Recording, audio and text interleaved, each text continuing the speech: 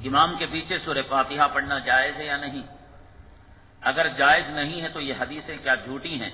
حضرت انس رضی اللہ تعالیٰ عنہ فرماتے ہیں رسول اللہ صلی اللہ علیہ وسلم اپنے صحابہ کو نماز پڑھائی اور فارغ ہو کر ان کی طرف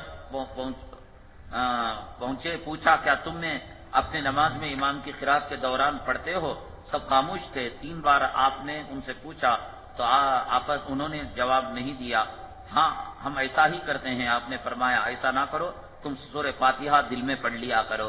انہوں نے 2-3 روایتیں آگے لکھی ہیں کہ جن کے اندر امام کے پیچھے سورہ فاتحہ پڑھنے کے بارے میں جو حدیثیں آئی ہیں، جو روایتیں آئی ہیں اور وہ قوی روایتیں ہیں، ان کا تذکرہ کر کر انہوں نے جو سوال کا انداز اپنایا ہے، یہ انداز بے ادبی اور گستاخی کا انداز ہے۔ حدیث کو نقل کر کر یہ پوچھنا کیا یہ حدیثیں جھوٹی ہیں، میرے خیال میں ایمان والا با ادب یہ سوال نہیں کر سکتا۔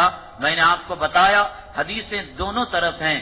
امام اعظم ابو حنیفہ رحمۃ اللہ علیہ امام کے پیچھے قرات کے قائل نہیں ہیں، اور 3 ائمہ امام مالک، امام شافعی، امام احمد بن حنبل رحمۃ اللہ علیہ، یہ 3 ائمہ امام کے پیچھے سورہ فاتحہ پڑھنے کے قائل ہیں۔ دلائل دونوں طرف ہیں۔ امام اعظم ابو حنیفہ رحمۃ اللہ علیہ کے پاس بھی ہیں۔ میں نے حضرت مولانا مفتی شعیب اللہ صاحب کا نام لیا ہے، ان کی ایک کتاب ہے حدیث نماز یا نماز حدیث ہے، یہاں پر بیدواڑی میں حضرت کے کتب خانے میں وہ کتاب دستیاب ہے۔ حنفی طریقہ تکبیر تحریمہ سے لے کر سلام تک جو حنفی طریقے پر نماز پڑھتے ہیں، اس سلسلے میں کتنی حدیثیں اور کتنی روایتیں ہیں۔ اب میں اگر یہ کہہ کر الیاذ باللہ ثم الیاذ باللہ ان روایتوں کو سامنے رکھ کر یہ سوال کرنے والے سے یہ پوچھوں کیا یہ روایتیں جھوٹی ہیں، کیا یہ روایتیں غلط ہیں، تو آپ اس کا کیا جواب دیں گے؟ یہ سب بڑی باتیں ہیں۔ آپ چھوٹے ہیں، نابالغ ہیں حدیث کے سلسلے میں، ہر کوئی محدث نہیں ہو سکتا جو حدیث کا ترجمہ پڑھ لے، انٹرنیٹ کے اندر 2-4 حدیث کے معنی اور مطلب کو جان لے۔ بہت گہرا پن ہے، بہت اونچا پن ہے، ہر کسی کے بس کے باپ کی بات نہیں ہے۔ بڑے بڑے رگڑ کھا کر اس میدان کے اندر شکست کھا گئے بابا، اللہ کے لیے مانو۔ حدیث اور ہے، فقہ اور ہے۔ حدیث والے یہ کرتے ہیں کہ وہ رسول اللہ صلی اللہ علیہ وسلم کی روایتوں کو اپنے معیار پر آنے پر اپنی کتابوں پر نقل کر دیتے ہیں۔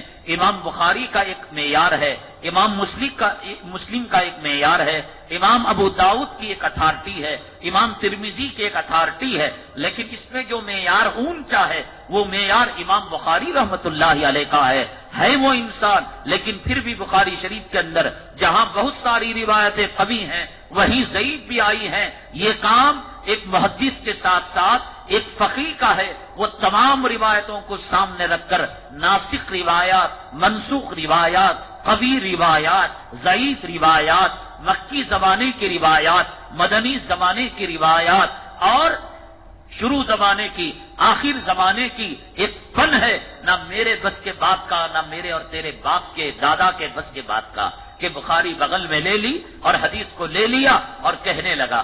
میں ایک چھوٹی سی بات کہتا ہوں کہ آپ کہتے ہیں کہ سورہ فاتحہ کے بغیر نماز نہیں ہوتی، ہم بھی کہتے ہیں، لیکن ہم اس کا جواب آگے دیں گے۔ سورہ فاتحہ کے بغیر نماز نہیں ہوتی ہم بھی مانتے ہیں۔ فرض کیجیے آپ پڑھنا کہتے ہیں اور ہم یہ کہتے ہیں من کان لہ امام فقراۃ الامام قراۃ اللہ، جو مقتدی ہوگا امام کی قرات مقتدی کی قرات ہے۔ اس روایت کا جواب آپ کے پاس کیا ہے؟ کیا آپ یہ کہیں گے یہ ضم سورت کے بارے میں ہے، یہ سورہ فاتحہ کے بارے میں نہیں ہے؟ اگر یہ ضم سورت کے بارے میں ہے، سورہ فاتحہ کے بارے میں نہیں ہے، تو کیا سورہ فاتحہ اللہ کا کلام نہیں ہے؟ کیا دلیل ہے، کیا ثبوت ہے؟ تو ہم بھی کہتے ہیں، لیکن امام کا پڑھنا مقتدی کا پڑھنا ہو چکا ہے۔ اب بتائیے صاحب، جو اتنی گستاخی کی، بے ادبی کی بات کی ہے، آپ مسجد میں آپ اگر یہ ماننے والے ہیں کہ امام کے پیچھے سورہ فاتحہ ہو، اگرچہ کہ دل میں پڑھنا چاہیے، کیا حدیث پاک میں نہیں آیا کہ من ادرکا امامن الرکوع، جو امام کو حالت رکوع میں پائے اس کی رکعت ہوتی نہیں ہوتی؟ امام رکوع میں چلا گیا، آپ آئے، اللہ اکبر کہہ کر ثنا بھی نہیں پڑی، فوراً چلے گئے رکوع کے اندر، آپ نے رکوع پایا تو آپ کو رکعت مل گئی۔ آپ نے رکوع میں گئے تو رکوع میں سورہ فاتحہ آپ نے پڑھا، کیا کہتے ہیں آپ اس سلسلے کے اندر بتائیے؟ اور جمعہ کا خطبہ ضروری ہے نہیں ہے؟